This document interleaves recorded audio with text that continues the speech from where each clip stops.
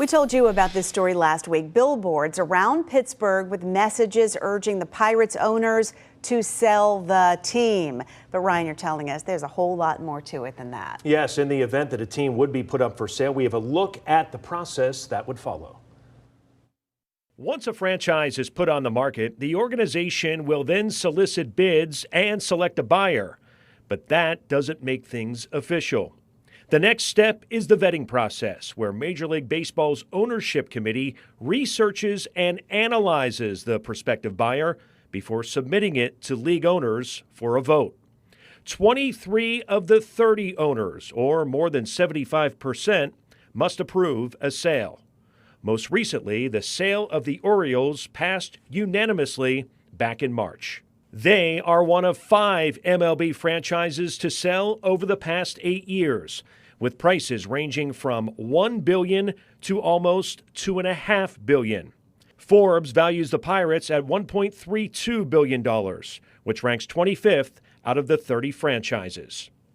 So what about the idea of Major League Baseball having the power to force an owner to sell?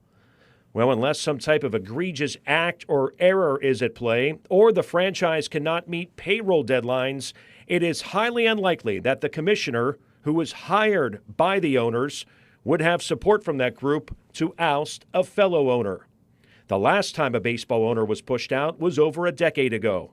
In 2011, MLB took control of the Dodgers and forced their sale after owner Frank McCourt filed for bankruptcy. All of that said, any transaction, of course, relies on a buyer and a seller.